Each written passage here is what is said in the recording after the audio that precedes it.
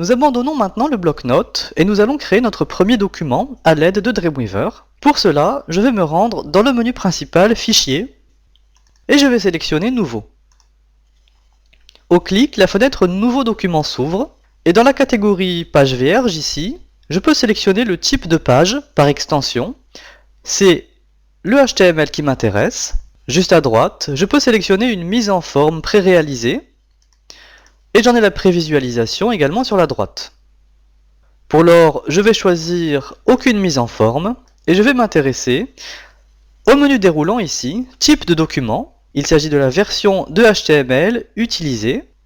On a le choix entre HTML 4.01 transitionnel strict, XHTML 1.0 transitionnel et strict, XHTML 1.1 et XHTML mobile. Il s'agit en réalité de différentes versions de HTML. Le HTML est un langage déjà ancien qui existe en différentes versions. Je vous conseille de conserver le choix par défaut qui est XHTML 1.0 transitionnel.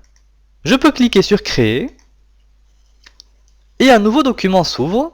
Alors par défaut, je devrais être sans doute en mode création, mais lorsqu'on clique sur Code, eh bien on peut visualiser le code source de ce document et on va retrouver les éléments auxquels nous sommes maintenant habitués.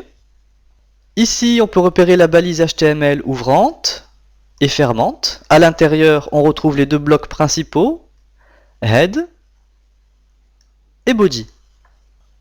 On peut repérer des attributs dans la balise HTML ouvrante et dans la balise Meta qui a été ajoutée à la balise Head. Elle permet de décrire le type de contenu ainsi que l'encodage du document. L'encodage est une notion relativement complexe, nous n'entrerons pas dans le détail dans cette initiation, mais je vous conseille de conserver l'ensemble de ces éléments qui par défaut sont créés par Dreamweaver. Tout en haut, une balise unique a été ajoutée. Il s'agit de la balise doctype.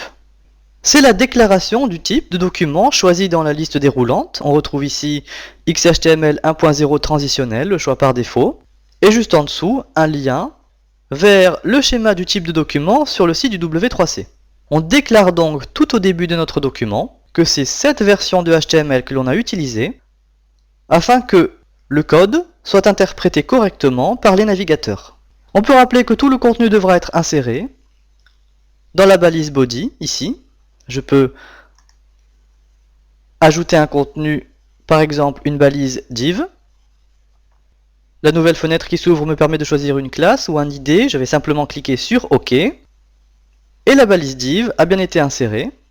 Nous n'avons pas vu en détail toutes les balises existantes, mais Dreamweaver nous fournit une aide. Si en mode code, j'ajoute le signe inférieur, une liste déroulante apparaît dans laquelle sont listées toutes les balises existantes. Je peux ainsi en choisir une au hasard. Par exemple, la balise paragraphe. Et juste après avoir refermé cette balise, lorsque j'ajoute le signe inférieur et le signe oblique, le reste est automatiquement ajouté. Je peux ajouter d'autres balises de la même manière. Par exemple, une balise OL.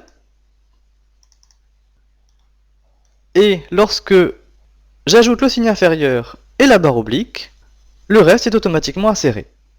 Cette autocomplétion permet donc de lister toutes les balises, et si j'avais un doute sur l'utilisation de l'une d'entre elles, je pourrais cliquer sur la balise à l'aide du bouton droit de la souris et choisir le menu Références.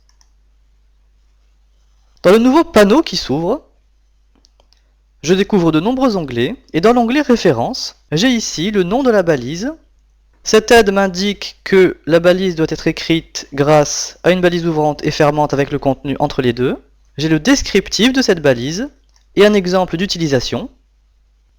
En bas sont listés les attributs spécifiques de la balise et je peux choisir ici, dans ce menu déroulant, n'importe quelle autre balise afin d'en avoir un descriptif également. BR ici n'a pas besoin d'une balise fermante. La balise table, quant à elle,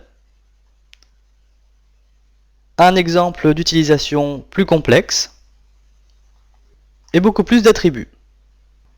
Grâce à l'autocomplétion et à ses références, On a une aide très complète sur le HTML. Je vais fermer ce groupe d'onglets. L'autocomplétion permet également d'ajouter des attributs de façon très simple. Lorsque je clique après le nom de la balise et que j'ajoute un espace, là encore, une liste déroulante me permet de sélectionner l'attribut que je souhaite ajouter. Certains attributs, commençant par Sprite, sont spécifiques à Dreamweaver. Dreamweaver offre donc des outils très pratiques pour taper du code directement, mais il sera sans doute plus simple de travailler dans l'éditeur visuel. Reste que parfois certains problèmes peuvent arriver, comme des décalages, des espaces blancs.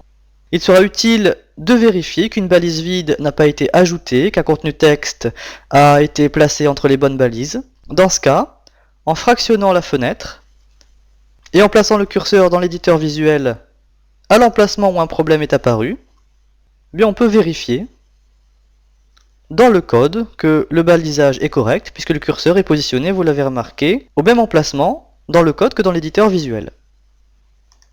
Un dernier mot à propos de la balise Head.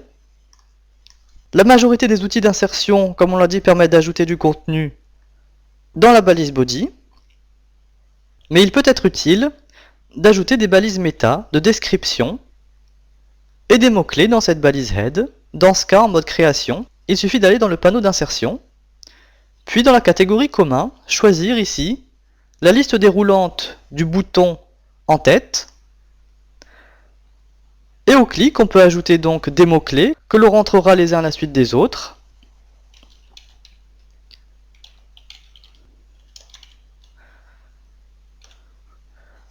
En les séparant par une virgule.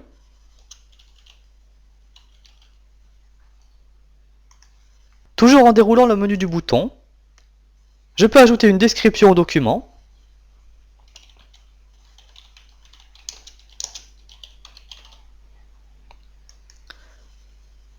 Lorsque je clique sur OK, en mode visuel, je n'ai pas de prévisualisation de ces informations rentrées dans la balise Head. Je dois aller en mode code et je retrouve ici sous le titre les deux balises méta que j'ai ajoutées. Keywords pour les mots-clés, description pour la description du document. Au clic sur chacune des balises, j'ai dans le panneau propriétés la possibilité d'éditer ces mots-clés ou ces descriptions et je peux bien entendu également le faire directement dans le code.